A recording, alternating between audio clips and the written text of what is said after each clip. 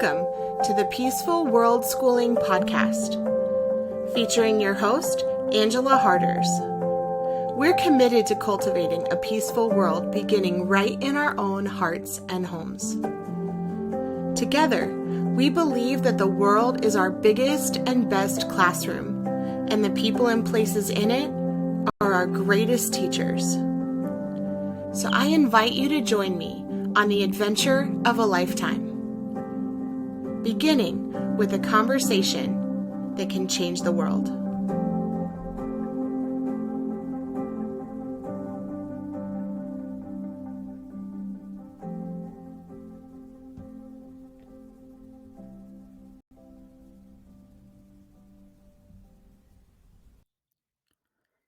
Today's episode of the Peaceful Worldschooling podcast is brought to you by the book Tales of a Toxic Teacher: Exposing the Cycles of Abuse Within Our Schools, written by ajharders. In this book, Angela shares some of the shocking experiences that happen behind the closed doors of a public school classroom and exposes some of the many abuses that take place in school intentionally and unintentionally, and no one escapes unscathed. Tales of a Toxic Teacher is available for purchase on Amazon.com. The ebook and audiobook versions are also available for free to members of the Peaceful Worldschooling community. If you are interested in becoming a member, just check out the membership link in the description below. Thank you so very much for supporting Angela and for helping to make the Peaceful Worldschooling podcast freely available to all. Hello and welcome to this episode of the Peaceful Worldschooling podcast, where we are committed to cultivating a peaceful world beginning right in our own hearts and homes. My name is ajharders. I am the author of Gospel-Based Parenting and the Crunchy Kids series, and I'm also the author of Toxic Teaching, which will be released on November 30th, which is my birthday. I'm also the proud worldschooling mother to two incredible children, Sophia, who's 7, and Benjamin, who is 3. And today on the Peaceful Worldschooling podcast, I have the privilege and honor of introducing you to an incredible mom named Juliet Mandler. Juliet, thank you so much for being with us today. Sure, thanks for having me. My pleasure. So to get us started, Juliet, would you mind sharing a little bit about you, your family, and your story? Sure. So I'm originally from the California area, and I was involved on the political scene there for quite a while. I decided to move to Maryland, Washington, D.C., and that's where I got married and had children. And I didn't realize that homeschooling and later unschooling would be something that I would be very passionate about. And I think all of the different experiences I've had in my life have basically led me to where I am right now, which is basically, living in Florida, pursuing all of my dreams here, and just being free to do almost anything I want to help my children succeed in life. I think that's a beautiful way to summarize the heart behind homeschooling, and in particularly unschooling as well, to help our children succeed in life. That's beautiful. I know you said that you homeschooling kind of wasn't really on your radar at the beginning. I'm curious, what inspired you to consider homeschooling for your family? Well, I think it actually started living in Maryland. Seeing how the political landscape was changing, so that even on a preschool and kindergarten level, and this is, just maybe 5 to 7 years ago, it was really putting others in front of others. So it was creating an inequality or an inequity between students. And to me, that is not fair. There are a lot of clashes happening when it comes to certain areas, and I'm trying to sound as as polite as possible. But when it comes to teaching certain characteristics and traits and work ethics, there seems to be a huge clash with the Board of Educations all over the country and with what I would like for my son to be taught, by a certain grade level. And it's really unfortunate because I see a lot of suffering happening with teachers, with Mm, many teachers who want to go above and beyond, who want to help cultivate, um, and help all of these bright young students. And they're being forced to kind of go along with the status quo. And I think that's when the fire got lit me. And I realized, I've been able to basically do everything I set my mind to. And even though I had some self doubts in the beginning, I had to put it all in perspective and realize that I'm not trying to teach college level classes to a 5-year old. mhm. He will learn at his own pace, as will I. And I get a lot of people asking me if I'm a teacher, and it's really hard for me to answer them in a way that they can understand. I mean, I'm a mother, of course I'm a teacher. I mean, who else better to raise a child than a dedicated, committed, intelligent mom? Right. And for me, it's I try and not be, I try and not let my ego react, and I'm not trying to be indignant, but it really raises a whole other issue, like nationwide, where a lot of mothers and fathers too are being taught that they cannot teach their children the same way a government or a public school can. Mm, And it's really tough. It's really tough to see that. And then you see, on the other hand, like the huge boom in homeschoolers, and how so many of these parents realize that this is their strength, mhm, that they are so happy that they're being able to spend time with their children now, and having their children in some ways lead their own education and be excited about learning again. mhm. Have some other parents who are still struggling. So I hope that this podcast will help will help maybe assuage some of those fears and alleviate some of those doubts that some of your listeners um, have, because I know I've had it, but I don't know if everybody has the same type of mentality as me. Well, gosh, there were so many things that you just shared that I feel like I want to ask you about and kind of dive in deeper about. And I think it's fascinating what you're saying about the fact that parents really do, like, we feel inadequate to be able to teach our own children, which is completely bizarre because we don't feel like that when we're teaching them how to walk or teaching them how to talk or teaching them their colors or how to get dressed or any of these other things. Like, we're like, okay, I got that. But when it comes to teaching them the water cycle or teaching them about finances or reading or whatever, we all of a sudden just feel like, oh my gosh, I can't. And which is, I always thought was really bizarre because I of course I'm a public school teacher, and I built this career tutoring other people's kids, and a lot of the people that I tutor, their parents are extremely well educated people. And I can remember going to some tutoring sessions and just thinking to myself, this is really bizarre. Like, these parents are paying me $70 an hour to teach their child something that they should have already learned, and whether it's something, some of it, it was like, your kids in elementary school, I know that you know how to teach your child how to do this. I know that you can do fourth grade math or second grade math. Like, you don't have to pay me $70 to teach your child second grade math or whatever.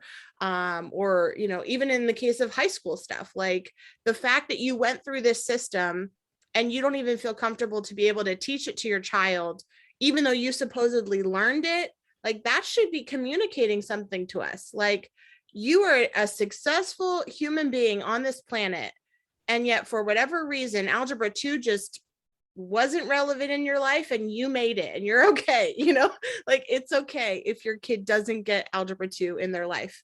If we're not using it, do we really need it? Right. But it's definitely like a mindset shift. And so I'm wondering, did you like just dive into unschooling, or did you kind of start out? I know a lot of homeschool parents start out with that, I'm starting homeschooling for the first time. I'm going to just do school at home. Did you kind of start in that more traditional way, or did you just go all in with unschooling? With my experience, I knew that when I got pregnant with my first child, I would be a stay-at-home mom forever. Hmm. So my husband and I, we'd already planned everything so that we could be on one income. So on a tangent right there, a lot of people don't do that. um, depending on the counties, obviously, but you have a mortgage where you need a two-income household. So that kind of takes away the stay-at-home parent aspect, Mhm. especially in Montgomery County. Yeah. And uh, and I'm sorry, I lost my train of thought. But okay, stay-at-home parent. So for me, um, I mean, what I was doing since my first was born is basically teaching. I guess you can call it homeschooling. Um, going through the letters, singing songs, pointing out everything on walks, just constant talking over and over and over again. Really making the effort. It was extremely hard and extremely difficult, but I knew that like the first 2 years of a child's life are when you really build that foundation. Like on a house, can't build the house unless you have a very stable, strong foundation. Yeah. And that's what I did. uh and then obviously, asking him questions, him answering, and just continuing that. And right now, my oldest, he's 8, and he's reading chapter books like crazy. Like I'm talking fourth, fifth grade, probably even, I don't even know, middle school level. Just today I bought a bunch of like young adult fiction for him to read. So it's not about forcing them or being angry at them. It's about having patience. And I think that a lot of parents who have that doubt, they are not only um, having the challenge of being patient with their children, but they're also not patient with themselves, Mm. because you really have to be patient with your children. With my first, it was easier to get him to start reading. And I can already tell with my second, he's not going to be reading at the same level, but he's most likely going to be writing at a higher level. So Mm. you have to be able to kind of tell, what their strengths are. Um, and I hope that answered your question. Kind of went all over the place. Yeah. Well, and that was, it's interesting that you bring up reading too, because when I was first exploring the idea of unschooling, that was the part that was the most difficult for me. I was terrified that my daughter would never learn how to read because, of course, I'd spent a good portion of my career as a reading teacher teaching Mhm. other children systematically how to read. Right. And yet here I was learning that there were all these parents all over the world that kept saying that their child learned how to read on their own. Like they were not formally taught how to read. And it just blew my mind. I was like, there is no way, and that was my biggest fear. Like, how is my daughter going to learn how to read if I don't teach her how to read? And Uh, see, and I want to interject really quickly. That yes. type of doubt right there, anytime any parent has that doubt, you have to check yourself, okay? And realize, wait a second, let me put this in perspective, okay? First of all, if they go to a trade school or a college, university, whatever, they're not going to be asking you at what age you started to learn how to read, right? Nobody. It's not going to be on your gravestone. Nobody's going to care, right? And that type of thinking allowed me to basically get rid of the doubt. Mm. One thing that I had trouble with in the beginning is patience with my child, Mhm. because I am somewhat impatient. Well, I used to be, not anymore. Right now it's anything goes. And I think you kind of get used to that, but it's the expectations of having the same type of structure and expecting some crazy results in a young child is ridiculous. I Mm, mean, in my opinion, and this is not just based on an opinion, but from what I observe and see, you have like preschools being like the starting grounds for learning how to read and write. And then you have many students, a lot of them boys, sure, because they like to run and stuff, being unable to do that. And then they're being put like behind, but they're mm, not really behind. They're just going at their own pace. And mm, I have a feeling I'm going to start seeing, with the little news that I read, like 3-year-old preschool, not even nursery school or nurseries anymore, right? Where they're going to start like forcing these very, very young children, toddlers, to start doing something that they are in no way um, ready for. And it's already heartbreaking to see that being done. With kindergarten level, even first grade level. If yeah. they're not ready, they're not ready. And it really hurts their self-esteem too. That's so true. And you're right. You said something that was interesting about, like they get behind, but they're not. Like they're not really behind. Every child is on their own unique path. And in the same way that it doesn't really matter if your child learned how to walk when they were 6 months or learned to walk when they were 18 months, like I mean, there's this huge range, right? And it's the same with reading. Like we have this idea that kids need to learn how to read at this certain level by this certain time, and that's just not the case, and forcing kids to learn how to read when they're 3 years old. Actually, I did a lot of research on this, but there are a lot of studies that actually show that early literacy doesn't necessarily mean that they're going to like love reading, just because they know how to read at an earlier age doesn't mean that they will love reading. And that was actually my motivation for exploring this unschooling lifestyle because, in my mind, I'm like, more than my daughter knowing how to read, I want her to love to read. And I know that loving something doesn't come through force or coercion. Right. Um, Exactly. and yeah, so I'm wondering how did your children learn how to read as an unschooling family? Well, reading a lot of books all the time, like basically since birth, helps. Talking a lot, no screen time. That is a huge thing. Um, I think it's one of the largest things, especially in this day and age. Um, no video games, almost limited screen time for my oldest. I mean, my youngest is still too young to read, but very little screen time. I can't stress that enough. Um, I think it's even worse than it being called brain candy. Mm, Unless you're actually learning something from watching maybe 15, 20 minutes and then writing all about it, like having a little report. Um, there's really no value to it. Um, mm, I think maybe within the first like 6 or 7 years, you really have to. I mean, I think, let's see, with my oldest, I'm trying to remember. He didn't watch anything until he was maybe 5 or 6 years old.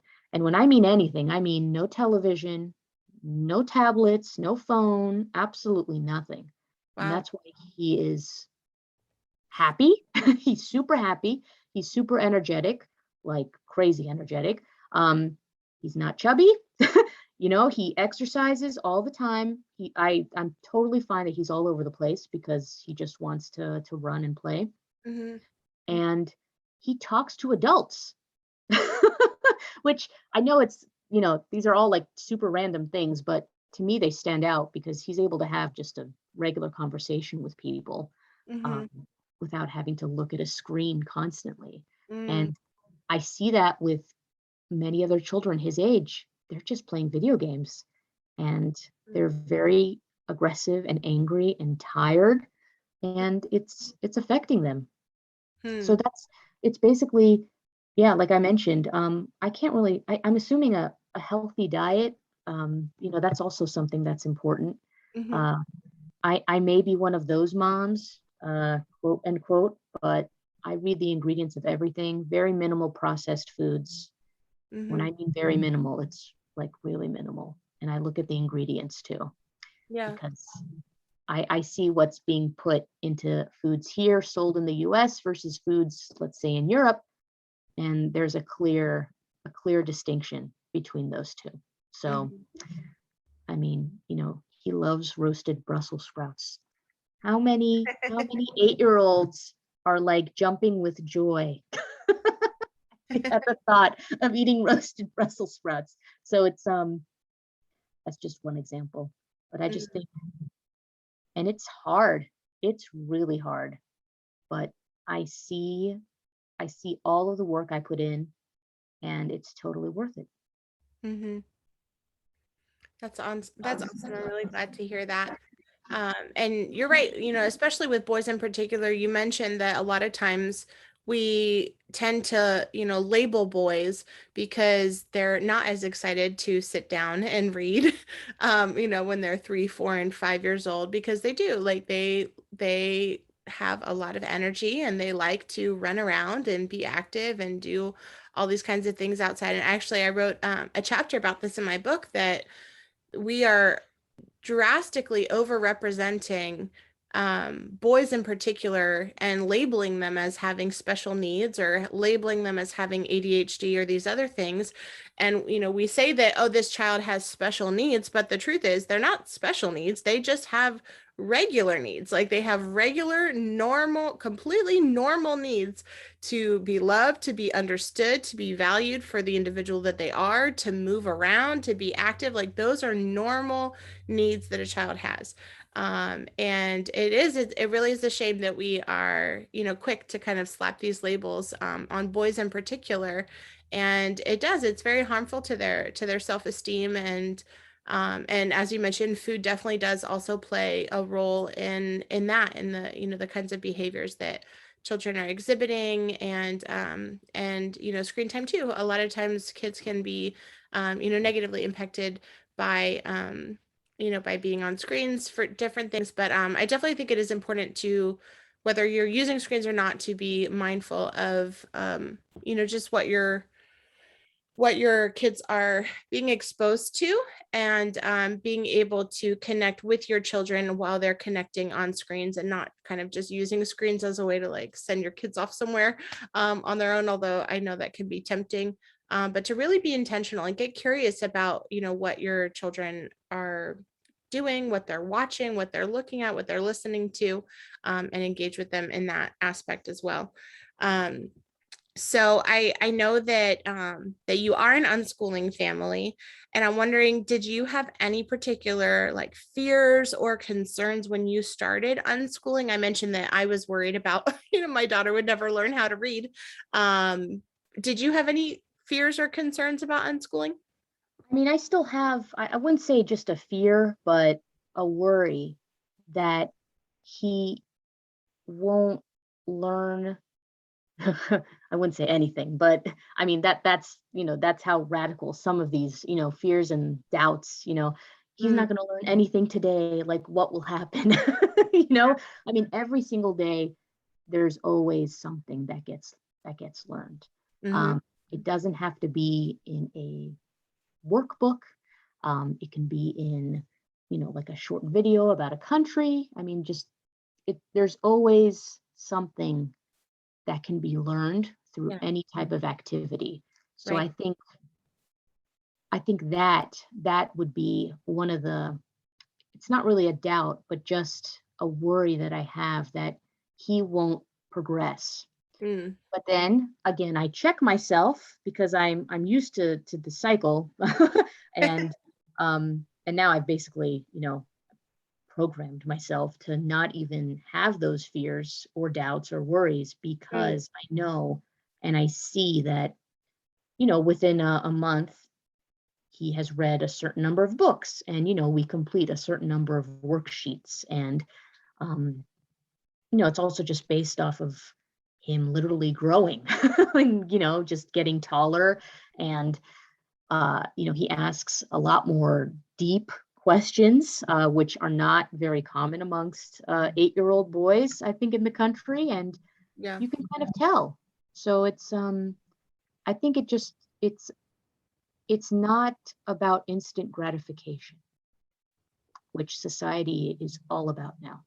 Mm-hmm. So it's really taking a step back and realizing that these efforts, all of this work and non-work is leading up and adding upon this foundation. Mm-hmm. Yeah. I like to think of it almost like, when you're growing a garden, right? Like we're watering these seeds every day.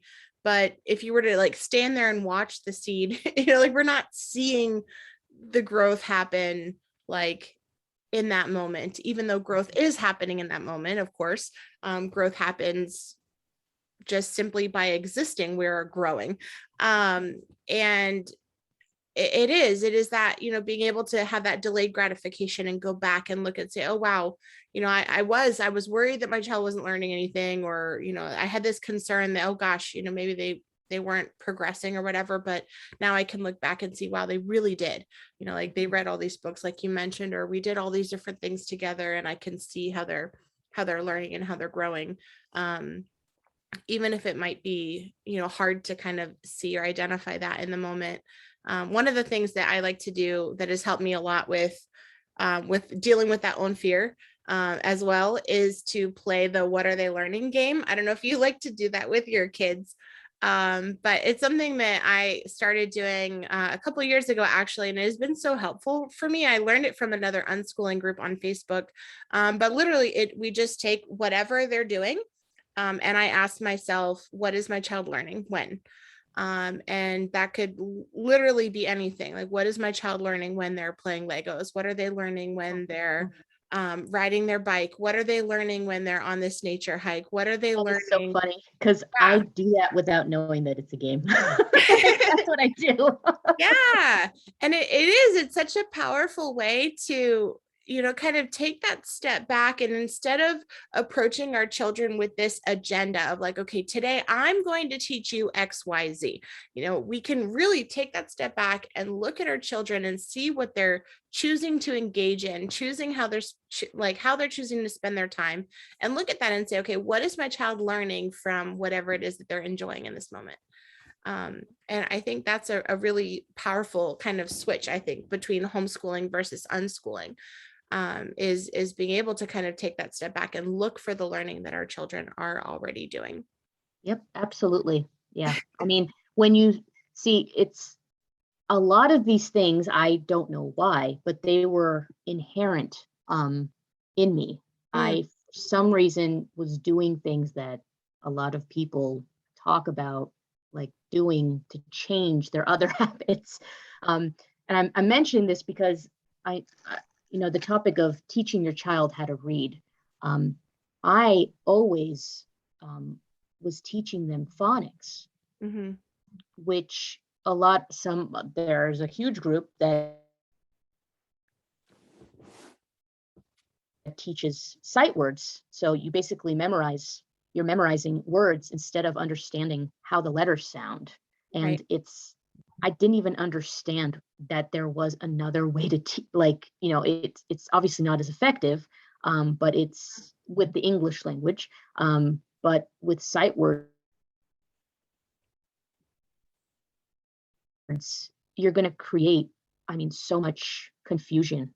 And it's really just memorization where you're not really understanding the theory and the actually putting the knowledge to practice.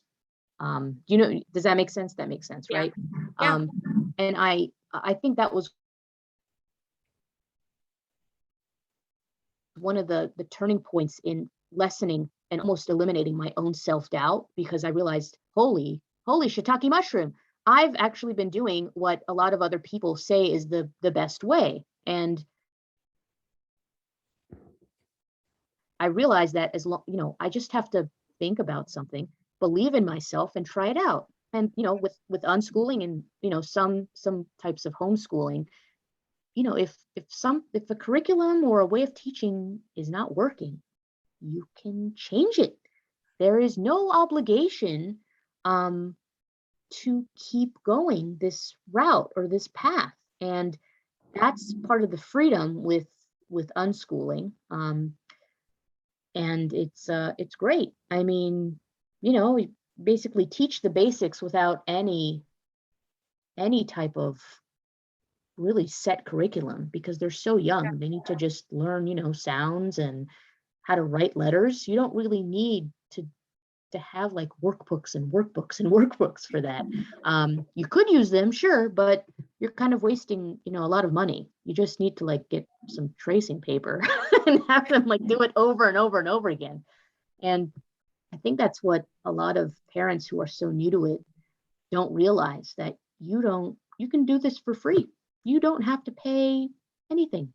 If at some point you want to invest in some like random workbooks, which I do at this point, then you can do it then. But there's so much that is free and available online, even in the library, that, it's, I think people are overwhelmed with what they don't know. And Mhm. that again causes the fear and the worry. And Yeah. it's all kind of just, hitting them from every possible angle. But Yeah. That's so yeah, true. I think you brought up a really important distinction too, because I think a lot of people, when they hear the term unschooling, they think that you're just kind of not doing anything, yeah, we're like like you're running around like wild, free, like, I don't not. know, animals. Like we're Yeah. not. Yeah, a lot of people kind of have that perception, when they hear the term unschooling, which is one of the reasons why I don't like the term unschooling, and I prefer to use the term peaceful world schooling instead. But it's not that you're not using a curriculum. Although, I mean, I heard you mention, using curriculum and using workbooks and things like that. And I think that's a really important distinction to make, because as unschoolers, it doesn't mean that we're not using curriculum or not using workbooks or worksheets or whatever. Although there are some unschoolers out there that don't use curriculum or workbooks or worksheets. But it just means exactly what you said, that if something is not working for you, you have the freedom to choose something different. And not just you, but also your child has the ability to choose something different, which I think that is another one of like the big ideas I feel like in unschooling, is that I, as the parent, am not forcing my child to do XYZ, but we're partnering together in their learning, and we're supporting one another in ways that are fun and engaging and meaningful for the child. Um, yeah, I don't know. That's kind of, I guess, like my thought process when I think about that. But what does that look like for you? Like, how do you guys incorporate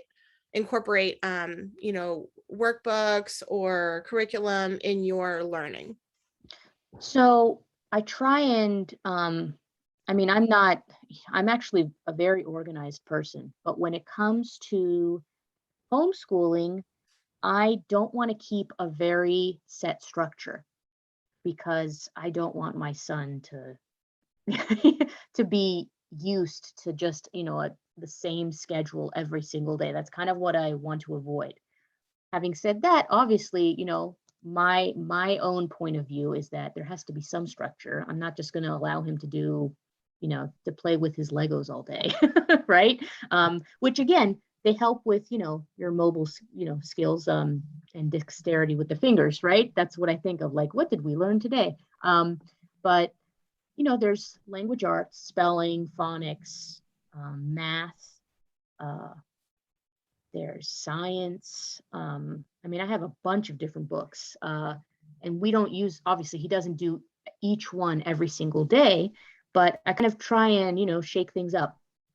And he does like maybe phonics and spelling and like a clock book, for one day. And then another day of the week, we learn about a country, and he just does like, a 1 or 2 page report. He draws the flag, and we do watch some videos on YouTube. They're all free, that I find, and we watch them together, and we learn about, basics of the country. So that's geography right there. That's writing. That's, art.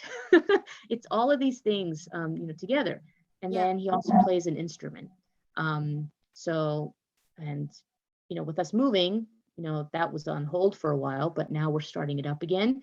Right now he's learning two other languages, which is great Wow. because we have the time for it, and we can do it. He just wants to learn a bunch of different languages all at once. So I already had like a Rosetta Stone membership, and one day we just went on Rosetta Stone and he started to learn like Danish basics. Oh, wow. So, I mean, you can't do that in a public school. You can't say, hey, teacher, like, I'd like to learn some words in Danish. Like, that's not going to happen. Yeah. So that's kind of the freedom there. Yeah. Um, and and that's this type of, I think, level geography where Mhm. at some point we're going to have every country. There's also history. So we learn, some of the history about these countries, and then we learn about American history too. And I think every time that there's a like a national um, holiday, we do another, I wouldn't say unit study, but it's another study on that holiday. And the older he gets, um, we'll delve into it, in more depth. Because right now he just turned 8. I'm not going to give him the whole spiel on the causes and effects of World War I. um, but he and then that's most of the structure, and then we just kind of he does it around our day. So if we go to the playground and meet some other homeschooling families in the morning, then he Mhm. does his work later on in the day, Mm, and it's the opposite another way. So there's a lot of flexibility there. mm. So you don't really have, I guess, like a typical day, like it sounds like you guys like to kind of go with the flow a lot and you have a lot of flexibility, but at the same time, there is still some sort of, I guess structure, or I guess more formal book work that you guys like to incorporate into your days. Is that correct? Yes, it is. And it's always changing. That's how I do it. I know that there's some families who don't do any writing until the children are much older. I mean, and that's fine. I'm not judging. I'm just mentioning it in the podcast. Um, that doesn't mean that what they're doing is wrong. There's no Mm-hmm. one right way to do something. The same applies to parenting as well. Mm-hmm. And it works for them. And it works for us right now. I'm not saying that it's perfect. I think that there's right now what's happening with my oldest is that it's not that he can't do it, but he's starting to procrastinate a little bit. So it's not like I have to force him, but I have to now explain to him why it's so important for Mm-hmm. him to continue. um, and it's not like I'm making him do calculus. So it's that's where I'm at with.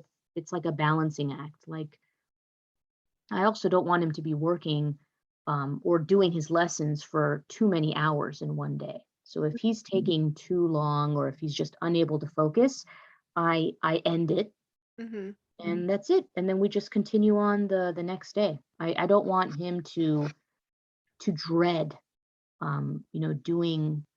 doing his lessons and just continuing to practice um, and learn more, Mm-hmm. because he's such a good reader that he's kind of, I kind of let him complete these things on his own. I Mm-hmm. check it, and then, few mistakes here or there, but for the most part, it right now, he's what, 8, so it'd be second grade. He's way ahead, based off of what I have in the books. So he's probably third or fourth grade with many things. Like, he loves fractions, so I have to try and find books that have lots of fractions in them. um, and we, it's that, I think that's part of the challenge too, is you have so many different books and curriculum out there. Hmm. I mean, for me, a worry is like, should I spend like $1,000 on a curriculum? And then what if he doesn't like it? Then I'm out $1,000. So it's, Well, and you're right. I mean, there are so many free resources out there that it really isn't necessary to invest all this money into a curriculum that, one, you may not even use, two, you may not enjoy. And when there are so many free alternatives, it's kind of hard, in my opinion, to justify that expense.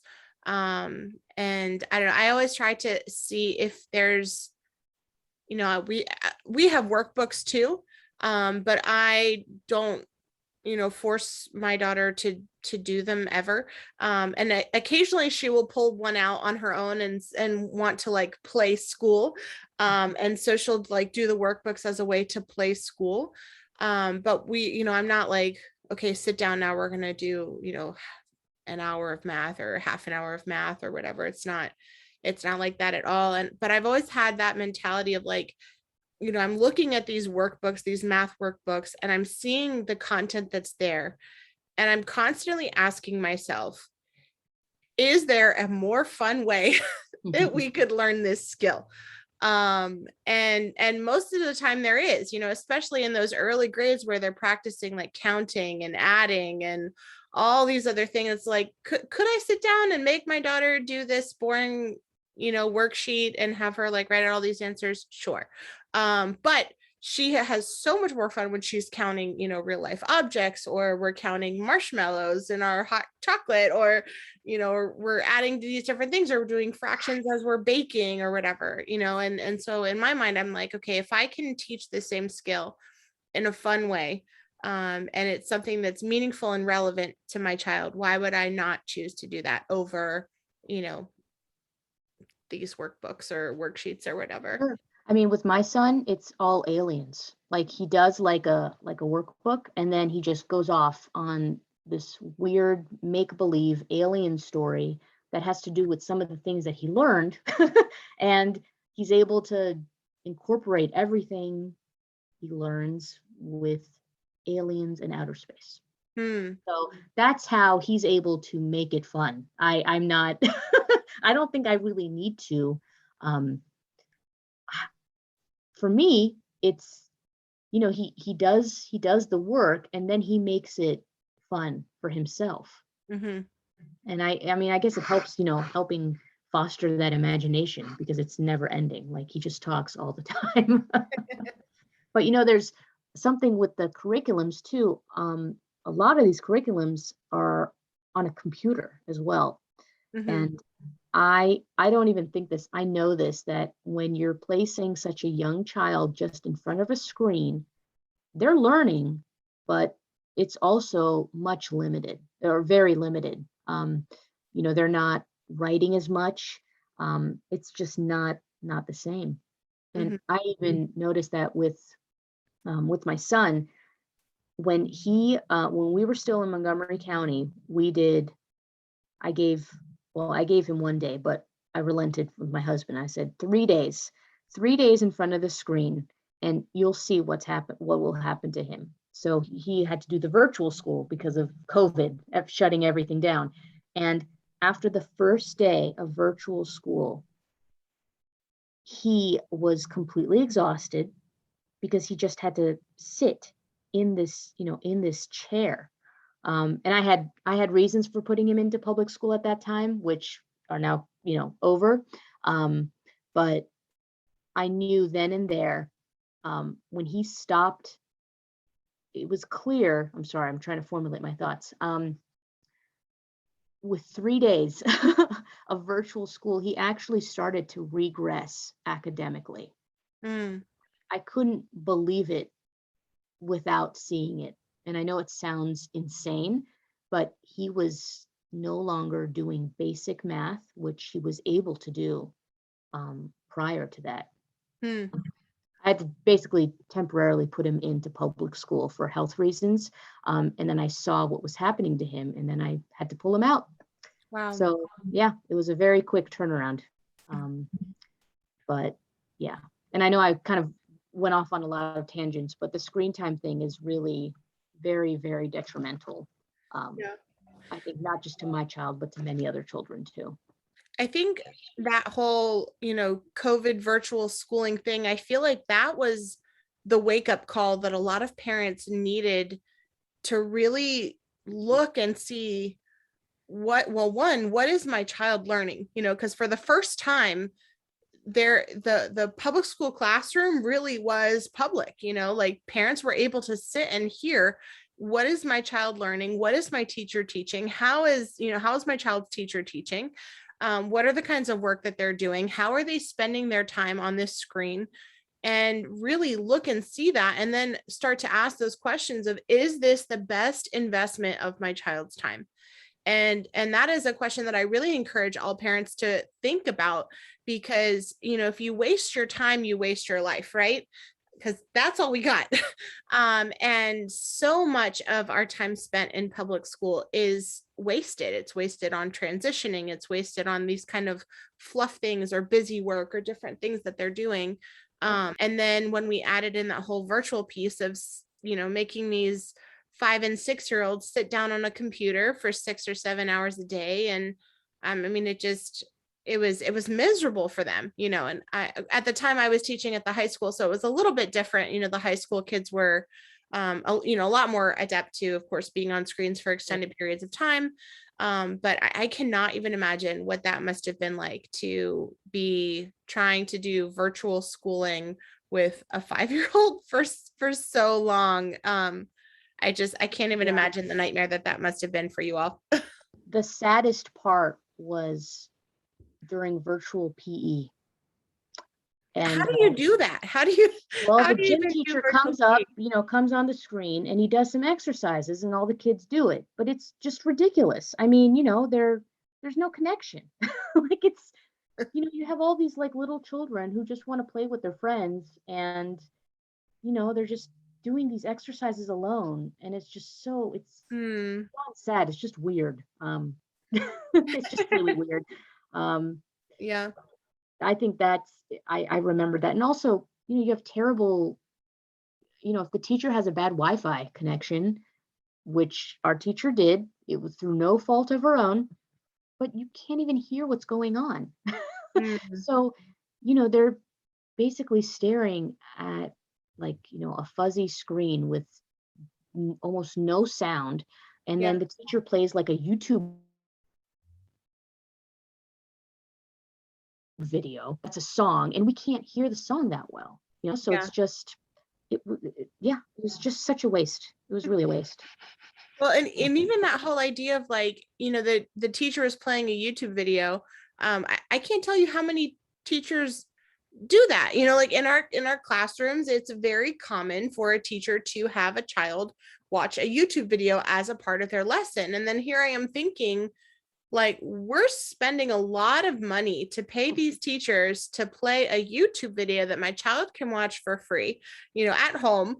Yep. And it's mind-boggling to me, the way that we are forcing our children to spend their time and forcing taxpayers to spend their money in this system that clearly has been so broken, and just the results that it's been producing in young people.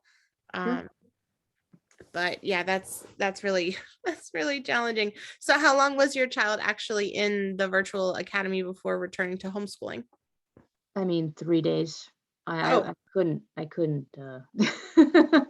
stomach, anyway. So it was really 3 days, and then that's it. I just took him off, and we did a Zoom with the teacher, and that's it. We said, we know you're trying your hardest, but and she was nodding, like, it's not working. So Yeah. that's it. I'm not gonna keep him in for the greater good, so that he can be dumbed down just like everybody else's. Yeah, Mm, yeah. wow. I'm wondering, you've been homeschooling or unschooling for what, like 3 years now?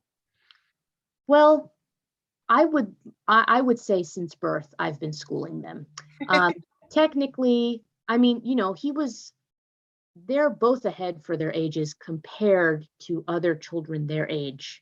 Um, I don't like comparing, but it's easier to say that so people can understand where I'm coming from.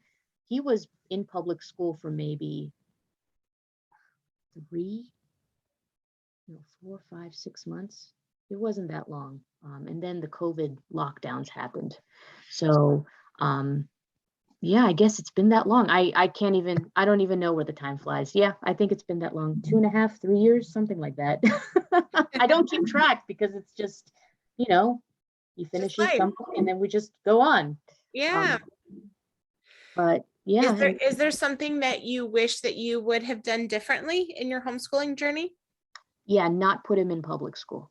Oh, That's basically it. Um, that was it. It's not a regret, but looking back, it did not. Obviously, it taught me that I can do it, and that I have to do it. But I don't. I don't think so. I think for me, everything happens for a reason in its own time. mhm. So yeah, it's I mean, it's no, I don't think so. I got nothing. Yeah. So nothing you would have done differently. Are there certain things I know that we talk about unschooling and all the things that our kids are learning. I'm wondering what is something that you have learned being an unschooling mom? I have learned that I'm able to be extremely patient, and it's been basically a spiritual awakening for me, where I used to be extremely high strung and anxious about everything. um, this journey has allowed me to just completely relax and to Mm, trust in myself, trust my child, and know that perspective is almost everything that matters. If you have no perspective, you will be torturing yourself for the rest of your life. And it's just about enjoying life. I mean, this mm, is there's so much time that you get to spend with your child. I mean, I start to wonder, for people who put their children in school all day, I'm sad, and I think, why do they decide to have children if they can't see them for days on end, and the only time that they can spend with each other, like meaningful time, is on the weekends?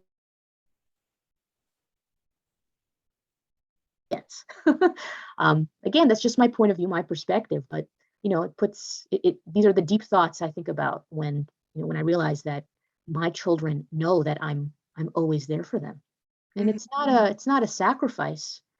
It's a privilege. It really is, and it's a blessing. And I think, it requires you to force yourself to really look at your life and be reminded of what exactly you want to be doing with it, Mm, like a purpose. I yeah. think a lot of people have lost their purpose. Mm. I would definitely agree with that. I think it's easy to kind of get caught up in the rat race of work and paying the bills and kind of just working to survive and make it through and or get the next big thing and kind of chasing that American dream. But I think in doing that, we lose sight of the things that really matter in this life. And again, I think that's one of the best blessings to come from COVID is I think that for the first time, people are really starting to reflect on their lives and say, what really matters to me? Like we only have one life to live, and it is a short one. And however long or short that life may be for each of us, how are we going to invest the days, the hours, the minutes, the seconds of our life?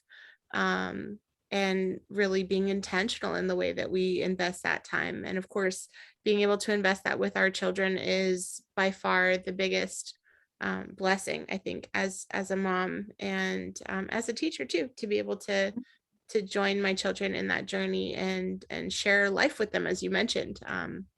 I tell people that all the time that homeschooling is not doing school at home. Right. Homeschooling is doing life in the world with the people that you love the most.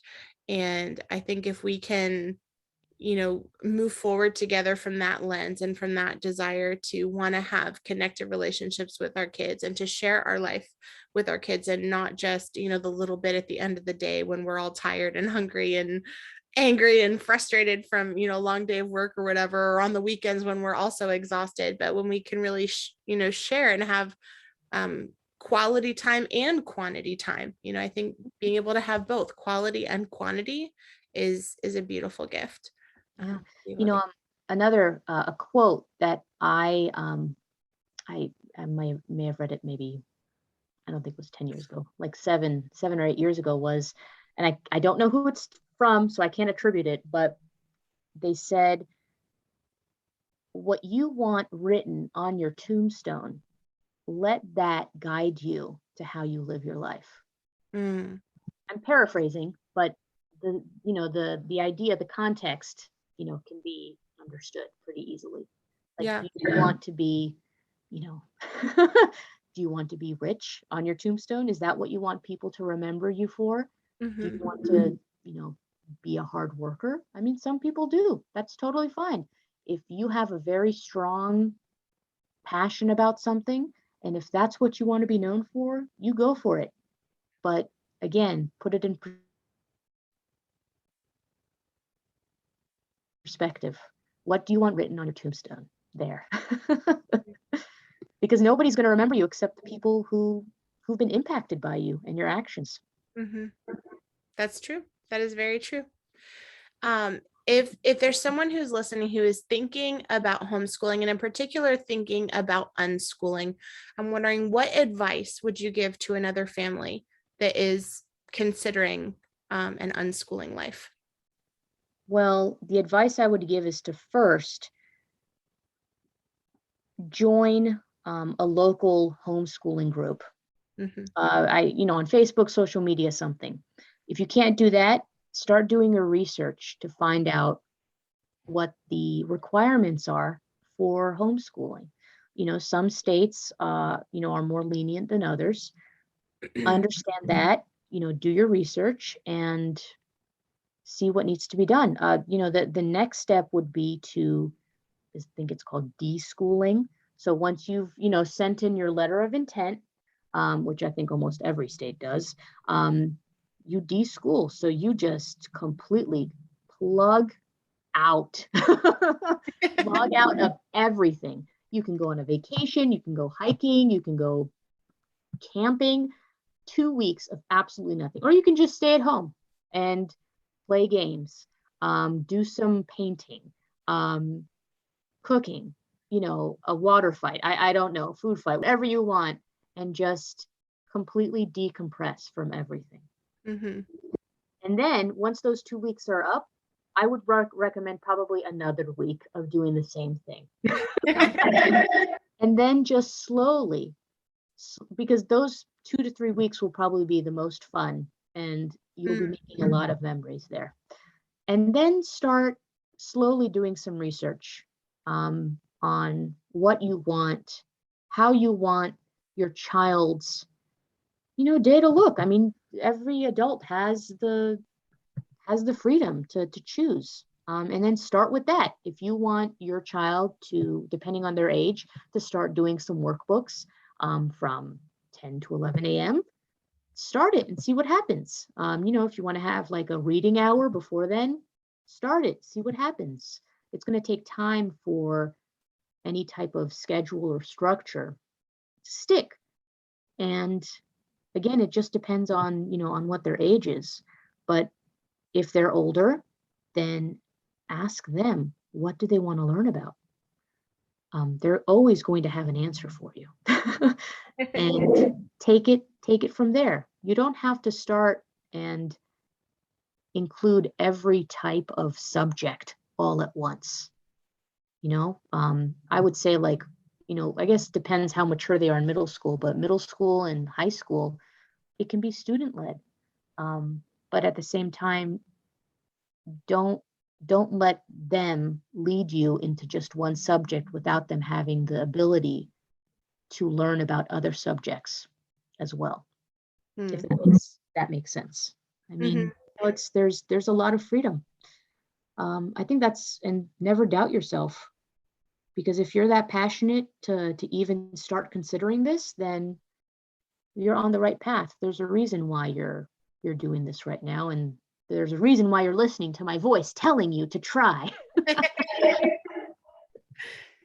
Yes, and I love that like we can just dive in and try out different things and figure out what works. And again, as you mentioned, inviting your children to be a part of that decision making process with you, I think is really such an important piece of this, because at the end of the day, I think the goal is to create lifelong learners and to cultivate lifelong learners. And one of the ways to do that is by giving our children kind of ownership a little bit over what and how and when and what, whatever they're learning. And so yeah, being able to do that. And I thank you for mentioning the deschooling process. I made a video, an introduction to homeschooling. It's like a half an hour video, and I'll make sure that I put a link for that in the description in case anyone is interested. But it's a half an hour presentation about an introduction to homeschooling. And actually, I mentioned all the things that you mentioned about going through that deschooling process, filling out the forms, and then also, you mentioned getting connected with other homeschoolers in your area. That was another huge one for me. Not just getting connected with homeschoolers in my area, but even getting connected with other unschooling groups. That was a huge game changer for me, and just being able to have access to other people that were living out this unschooling life that was so new and unfamiliar to me. So being able to have access to other families that had gone before me, in this unschooling adventure, and I could talk with them and I could share my fears and my worries and my concerns and all of that, and kind of let them be that sounding board, for me to be able to just come back and say, okay, no, like it's going to be okay. You could take a breath, relax, like your child is going to be just fine, and to be able to have that encouragement and that support, whether that be in person or virtual, is so so important as a homeschooling family. So I would definitely do that. So I'll make sure that I will share that resource with you all in the description if you would like to hear my presentation on that. And I'm wondering, Juliet, are there any other resources that you have found to be really helpful for you in your unschooling journey? Um, I think I may be more of a rogue or a maverick. Um, I tend to not have many resources that I remember or that I just stick to and use for a long period of time, because for me, I prefer to hypothesize and try things out on my own, Mm, because it seems to be working right now. Um, there's oh gosh, I can't remember. There is a website and they deal with representing homeschoolers like across the country legally, but really it's I don't know if it's HSDLA. yep. Is that what they are? Just Yeah. LPA. Uh-huh. And I used to find a lot of comfort in, I think they have a Facebook group where you have people who are dealing with really severe legal issues, um, and you have this organization that basically helps them through the legal process, which if you're doing things, it doesn't affect the majority of people, but there are these like just random events that could have the CPS knocking on your door, and it's always good to arm yourself with knowledge, and understand, if this happens, then I know I have a legal recourse, and how you prevent any type of like truancy from happening. But I guess it depends on the state too. Like New York and Pennsylvania are crazy when it comes to homeschooling. They have it's very hard there, but it's not impossible. You just have to be, I think, much more on top, um, much more on top. But I mean, apart from that, there's no harm in doing things however you feel like it. Yeah, I would just say kind of go with it, and It's okay to not know where you're going. Mm. That's totally fine. Lose all control. It's going to be it's very hard to do that in the beginning, but then you're happy. You'll be happy. It's great. Oh, I could so relate to that. You're right. At the beginning, it is very, very hard to let go of control and to let go of all of these expectations and, worries and fears that we all have. But I feel like once you just dive in and you get started and you just live, you live and you enjoy your life together, then it's like all of those fears and those worries, they just kind of melt away. And at the end of the day, I feel like if my purpose and my intention is in building a connected and loving relationship with my child, at the end of the day, like the content is not really going to matter, right? Like I can trust that my child is going to learn the content that they need to learn, when they need to learn it, how they need to learn it. But the most important thing for me is that my child knows that they are dearly loved and valued for the unique individual that they are. um and yeah, so thank you so much for for just being that voice of encouragement to dive in and give it a try and be flexible. If it works, great. If it doesn't, change something. You're not stuck in whatever homeschooling style you have. You're not stuck in public school. And nobody's grading you. So, Yes. it's nobody. I mean, if you believe that God is judging you, then, that's totally different. But you're not gonna get a slap on the wrist if it doesn't work out. So it's kind of like refuse to be the self-sabotager that you tend to be in life. And even you said even if it doesn't work out, right? Like even that idea of, oh, this didn't work out, like even in that, what we would call a failure or something like that, there is still something valuable to be learned even in our failures. So yes, our children are learning, but we as parents, we are learning too.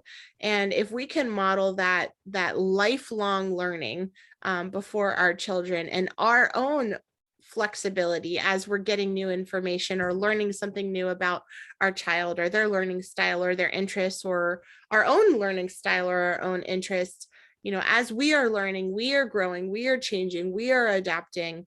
And we can model that for our children so that they can learn, grow, change, adapt as well. Right. Absolutely. Yeah. Well, thank you so very much for joining us today on this episode of the Peaceful World Schooling podcast. I'm so thankful that we've been able to have Juliet here sharing with us about her family and her experience as an unschooling mom. Make sure that actually, I did want to ask you one more thing, Juliet. If there's someone that's listening that they're like, I really resonate with Juliet, I would love to connect with her. How can people connect with you before we sign off? I can provide you with my email address. Okay. So you That can would be share great. that. Okay, awesome. So I'll go ahead and get her her email address. So I'll make sure if you are interested in that, we'll have that available so that if you want to connect with Juliet, you can send her an email. So you're not on Facebook or Instagram? No. I'm on Facebook, but no, I do not. I'm not on like that often. So email is the best way. Okay, great. So we'll have that available. So if you want to connect with Juliet, you'll be able to do that. And as well, if you would like to connect with me, you can do so on my YouTube channel, also on my Instagram or on my Facebook channel. And you are also welcome to email me too. So feel free to send me an email if you have any questions or are considering homeschooling or unschooling. I am more than happy to help support you in this journey. You are not alone, and it is definitely the adventure of a lifetime. And so I hope that you guys will take Juliet's advice and dive right in and give it a shot. So thank you so much for being with us today. Make sure that you subscribe to my podcast so that you will be able to listen up to every single episode. There are new episodes that are released every Tuesday, and that way you won't miss a single one. Thank you so much for joining us today, and I hope that your day is as wonderful as you are.